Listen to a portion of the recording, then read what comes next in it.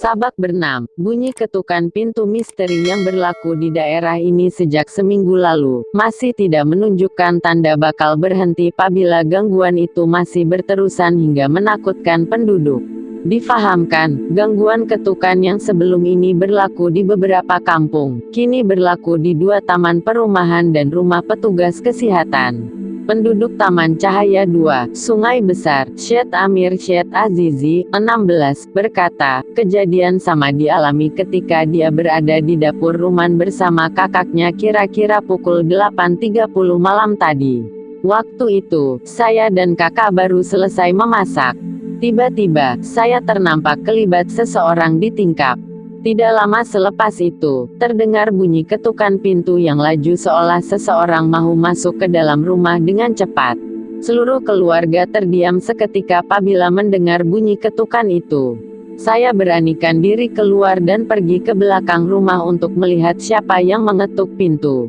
Ternyata, tiada siapa di situ, katanya ketika ditemui harian Metro, semalam. Kata Syed Amir, dia mengetepikan perasaan takut karena memikirkan keselamatan keluarga dan menyerahkan segalanya kepada Allah Subhanahu wa Ta'ala.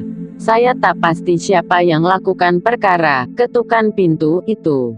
Yang pasti, kejadian ini pertama kali berlaku dan harap ia tidak berulang kembali, katanya.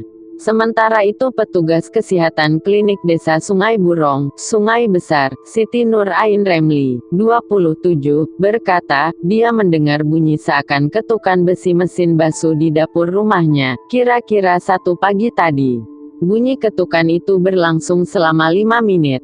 Kemudian, ia bersambung pula dengan ketukan pada pintu kayu dapur. Khawatir ada individu tidak bertanggung jawab coba mengambil kesempatan, saya menghubungi pihak polis dan mereka datang meronda kira-kira pukul 1.30 pagi, katanya. Dia berkata, suaminya, Muhammad Aminuddin Abdrahman, 27, turut mendengar bunyi seakan ketukan besi mesin basuh itu. Sementara itu, pengerusi Taman Budi, Batu 40, di sini, Abu Hasan Ashari, berkata, seorang penduduk di taman itu menerima gangguan ketukan itu kira-kira pukul 12.45 tengah malam tadi.